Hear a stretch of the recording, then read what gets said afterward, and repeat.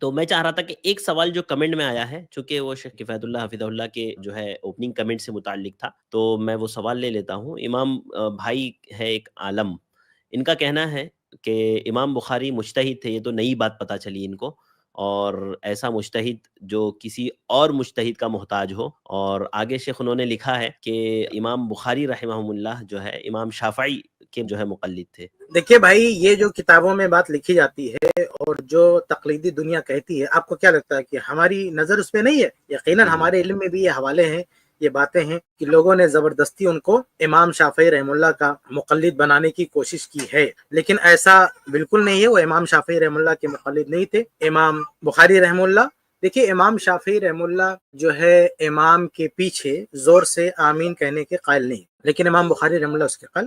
تو امام بخاری رحم اللہ صحیح بخاری میں کہاں شافعی نظر آتے ہیں؟ یا کہاں مطلب کہیں انہوں نے کہا کہ میں شافعی ہوں، یا کہیں انہوں نے شافعی مذہب کی کوئی وکالت کی ہے؟ پورے صحیح بخاری میں ان کی فقہ کا سب سے بڑا جو ہے مرجع وہی ہے، صحیح بخاری۔ صحیح بخاری میں کس جگہ جو ہے فقہ شافعی کی انہوں نے وکالت کی ہے؟ جبکہ دوسرے جو فقہاء وہ وکالت کرتے ہیں۔ امام نووی رحم اللہ کی کتاب دیکھ لیں، صحیح مسلم کی شرح، یقیناً وہ شافعی تھے، شافعی مذہب کی بہت زبردست وکالت کرتے، بہت دلیلیں ڈھونڈ ڈھونڈ کے لاتے ہیں۔ وہ ایک جگہ صحیح مسلم کی شرح میں پڑھ رہا تھا، تو امام نووی رحم اللہ نے صحیح مسلم کی شرح ہے یا ان کی دوسری کتاب ہے، کہیں ان کی باتیں کنفرم ہے، وہ کہتے ہیں کہ یہ بات امام شافعی رحم اللہ کے فتوے کے خلاف ہے، یہ حدیث فتوے کے خلاف ہے، ہم حدیث مانیں گے، امام شافعی کا قول نہیں مانیں گے۔ لیکن پھر کیا کہتے ہیں امام نووی؟ کہتے ہیں کہ لیکن یہ حدیث مان کے بھی ہم شافعی ہیں۔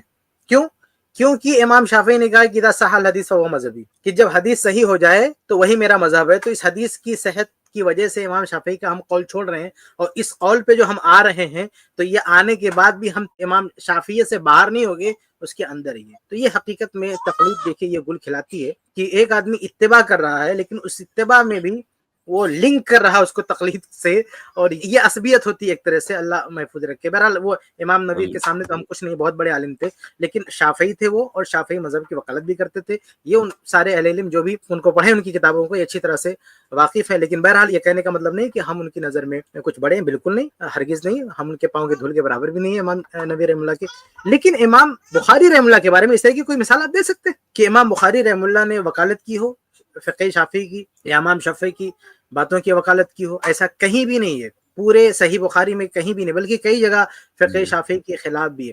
اور امام بخاری رحم اللہ کی فقہ صحیح بخاری میں، اور صحیح بخاری سے سب سے زیادہ واسطہ اگر پڑھا ہے تو ہم کہہ سکتے ہیں کہ امام ابن حجر رحم اللہ کا پڑھا ہے۔ تو امام ابن حجر رحم اللہ نے جو تقریب التہذیب میں ابھی میں نے تھوڑی دیر پہلے نقل کیا، کیا کہا کہ امام الدنیا فی فقہ الحدیث۔ تو ابن حجر رحم اللہ جنہوں نے سب سے زیادہ صحیح بخاری کو پڑھا، ہم نے پڑھا اتنا؟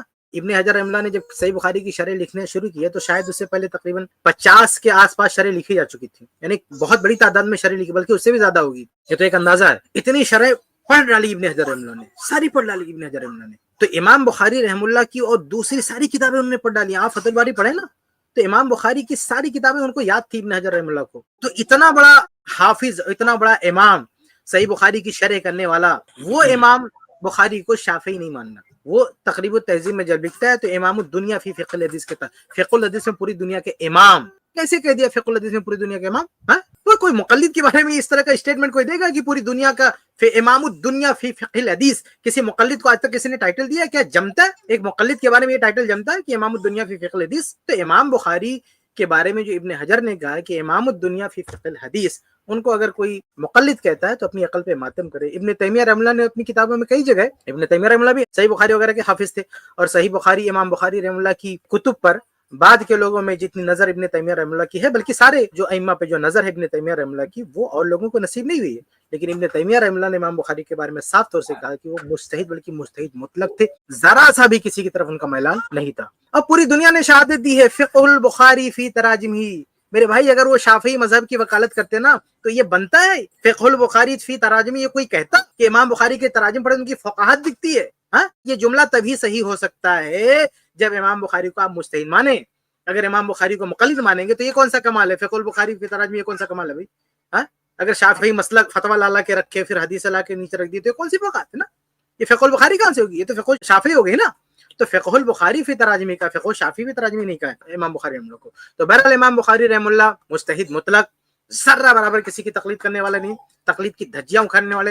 اور انہوں نے اپنے تقلید کے کتنے مخالف تھے؟ وہ مخالف بھی تھے تقلید کے۔ وہ آپ دیکھیں کہ جو مسئلے تقلید کی وجہ سے لوگوں نے ترک کر دیے امام بخاری رحمہ اللہ کی غیرت، اس کو اصل کہتے ہیں نا، اصل غیرت، اتباع کی جو غیرت تھی، پوری کتاب لکھ ڈالا، جز اور افل دین، جز القرت خلف الامام، خلق و افعال العباد. اور پھر صحیح بخاری میں آپ دیکھیں تقلید سے اتنے نالا کہ کتاب الحیل ایک پورا چیپٹر رکھ دیا، جبکہ عام حدیث کی کتابوں میں چیپٹر نہیں ملتا ہے. کتاب الحیل آپ کہیں اور نہیں پائیں گے کسی حدیث کی کتاب میں، لیکن امام بخاری کتاب الحیل میں، اور اس میں امام بخاری کے الفاظ، وہ امام بخاری رحمہ اللہ باب نقل کر کے حدیث بیان کر کے نکل جاتے ہیں. بہت کم محدثین کی عادت ہے، بہت کم کمنٹ کرتے ہیں نیچے حدیثوں کے، لیکن کتاب الحیل میں آپ جا کے دیکھیں گے امام بخاری کے چھوٹے چھوٹے کمنٹ بھی ملیں گے. وہ حدیث نقل کریں گے اور کہیں گے کہ ہاکذا اجاز الخداع بین المسلمین، کہ ان لوگوں نے ہیلا کر کے ایسے مسلمانوں کے بیچ میں دھوکے بازی کو جائز کر دیا، یہ کر دیا، وہ کر دیا. تو یہ امام بخاری رحمہ اللہ کی غیرت ہے. یہ سب تقلید کے کرشمے تھے. تقلید کی وجہ سے جو کچھ ہوا، قرآن و حدیث کی جو بے حرمتی کی گئی اور حدیثوں کا صاف طور سے انکار کیا گیا، اور اس کو ایک طرح سے جو ہے بہت سارے مسائل کو مذاق بنا لیا کہ جھوٹے آدمی نے گواہی دے دیا تمہاری بیوی ہے اور جج نے فیصلہ کر دیا جاؤ اس کے ساتھ سہاگ رات بناؤ، کوئی مسئلہ ہی نہیں ہے. امام بخاری یہ قول نقل کر کے اور پھر حدیث لاتے ہیں کہ حدیث کے خلاف کیسے لوگوں نے اس طرح کی باتیں کہی دی. تو امام بخاری کا مقلد کہیں گے، شرم ہونی چاہیے. تو بہرحال امام بخاری رحمہ اللہ تو تقلید کے سخت خلاف تھے. وہ امام بخاری مقلد ہو ہی نہیں سکتے، نہ کہیں شہادت ہے، نہ انہوں نے کہا ہے کہ میں مقلد ہوں، نہ ان کے کسی شاگرد نے کہا ہے کہ وہ مقلد تھے، نہ ان کی کتابیں بولتی ہیں کہ وہ مقلد ہے. پھر کیسے آپ نے کہہ دیا کہ مقلد ہے؟ اور میں نے کہہ دیا، پھر دوہرا کے بعد ختم کرتا ہوں کہ ان کے سب سے زیادہ ان کی کتابوں سے استفادہ کرنے والے جو محدث تھے امام ابن حجر رحمہ اللہ، وہ تقریب التعظیم میں لکھتے امام الدنیا فی فقہ الحدیث. کہا کہ مقلد ہے وہ، کس کے مقلد ہے؟ مقلد کو اس طرح کہا جاتا ہے کہ امام الدنیا فی فقہ الحدیث. بہرحال امام بخاری مجتہد تھے، مقلد نہیں تھے، ان کے مقلد ہونے کا کوئی ثبوت نہیں. کتب ستہ کے جو مصنفین ہیں، جو محدثین ہیں، ان تمام محدثین کے بارے میں، خالی امام بخاری کے سلسلے میں نہیں، ان تمام محدثین کے بارے میں لوگوں کا ایک طریقہ ہے کہ ان کو کسی مسلک کا پابند بتانے کی کوشش کرتے ہیں. اور اس کی وجہ کیا ہے بنیادی، کہ طبقات کی کتابوں میں، جیسے طبقات شافعیہ ہے تو اس میں کسی محدث کا نام ہے، یا حنابلہ کے طبقات ہیں تو اس میں کسی محدث کا نام ہے، تو اس کی وجہ سے لوگ کہتے ہیں کہ بھئی فلاں امام شافعی تھا، فلاں امام حنبلی تھا، فلاں امام مالکی تھا. حالانکہ آپ دیکھیں گے ان طبقات کی کتابوں میں ایک ہی امام کو شافعیہ کے جو ہے طبقات میں بھی ذکر کیا گیا ہے اور حنابلہ کے بھی طبقات میں ذکر کیا گیا ہے. تو ایک ہی امام کیسے جو ہے حنبلی بھی ہو جائے گا، کیسے شافعی بھی ہو جائے گا، کیسے حنفی بھی ہو جائے گا، بیک وقت وہ دو دو تین تین مذہب کا ماننے والا کیسے ہو جائے گا؟ تو مسئلہ کیا ہوا؟ مسئلے کی صورت یہ ہے کہ ظاہر سی بات ہے کہ کوئی بھی، جیسے مان لیجیے اہل حدیث ہیں، اب اہل حدیث بہت سارے مسائل میں احناف کے ساتھ ہیں، احناف بہت سارے مسائل میں اہل حدیث کے ساتھ ہیں، کیونکہ جو مصدر ہے قرآن، سنت، قیاس، اجماع سب کا ایک ہے.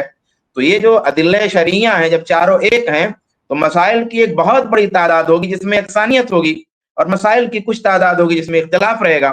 تو طبقات میں ایسا ہوا ہے کہ مسائل سے اگر کہیں موافقت دیکھا کسی کی نظر میں کہ امام شافعی کے مسائل سے موافقت ہے تو شافعیہ میں ذکر کر دیا، اور کسی کو لگا کہ بہت سارے مسائل میں جو ہے امام احمد بن حنبل کے مسائل سے موافقت ہے تو اس کو طبقات حنابلہ میں لکھ دیا. تو یہ وجہ ہے. حالانکہ یہ موافقت جو ہے از خود ہے، یہ موافقت تقلید کی بنیاد پہ نہیں ہے. جیسے دو مسلکوں کا بہت سارے مسائل میں اتفاق ہوتا ہے اور پھر اختلاف بھی ہوتا ہے. دوسری بات جو علماء نے کہی ہے وہ یہ کہ اس سے محدثین کی عظمت معلوم ہوتی ہے کہ ہر کوئی اس فراق میں ہے کہ اپنے پالے میں اس کو لے آئے. یعنی ہر کوئی اس بات کی کوشش میں ہے کہ محدثین کو یہ بتائے کہ بھئی یہ ہمارے مذہب والے تھے، تاکہ ان کے مذہب کی قوت پتہ چلے. یعنی امام بخاری کو جو ہے اور کسی امام کو یہ ثابت کر لے جائے اگر کہ وہ حنفی تھے تو حنفیت کی قوت ہوگی، اگر کوئی ثابت کر لے جائے کہ شافعی تھے تو شافعیت کی قوت بہت ابھر کر کے آئے گی کہ گویا یہ حق ہے. تو اس سے تو محدثین کی عظمت کا پتہ چلتا ہے. اور تیسری بات جو یعنی کہ اجتہاد کا مسئلہ ہے، شیخ کفایت نے امام بخاری کے بارے میں بتایا، کتب ستہ کے مصنفین میں سے جو محدثین ہیں یہ ان میں سے کوئی ہے ہی نہیں ایسا جو مقلد رہا ہو، کوئی نہیں ایسا ہے. آپ امام نسائی کو دیکھیں، امام ترمذی کو دیکھیں، اور جس طرح کے مسائل انہوں نے ذکر کیے ہیں اور فقہا کے مذاہب کا ذکر کیا ہے اور اس میں صحیح مسلک کو ذکر کیا ہے، اس سے آپ اندازہ لگائیں گے تو سمجھ میں آئے گا کہ ان میں سے کوئی بھی مقلد نہیں تھا. تمام لوگوں کے بارے میں علماء نے مجتہد کہا. تو آپ کو یہ نئی بات اگر لگی تو یہ نئی بات نے ہم امام بخاری نہیں، آپ تمام یہ جو محدثین جن کی طرف میں نے اشارہ کیا ہے ان تمام کے بارے میں علماء نے کہا کہ سب مجتہد تھے، ان میں سے کوئی بھی مقلد نہیں تھا. اس کلپ کی فل ویڈیو دیکھنے کے لیے ہمارے چینل پر ضرور آئیں. آئی پلس ٹی وی نے ایک نیا یوٹیوب چینل شروع کیا ہے جس کا نام ہے آئی پلس ٹی وی اختلاف کا حل. اس چینل پر صرف اختلافی مسائل پر ویڈیوز آئے گی، لیکن دلائل کے ساتھ اور بھائی چارگی کے ساتھ. آپ کو میں دعوت دیتا ہوں کہ آپ بھی ہمارے اس چینل کو سبسکرائب کریں، ہماری ویڈیوز کو شیئر کریں और नोटिफिकेशन आइकन को ऑल सेलेक्ट करें ताकि आपको हमारी वीडियोस का नोटिफिकेशन मिल सके। जज़ाकल्लाहु खैर, वस्सलाम अलैकुम रहमतुल्लाह।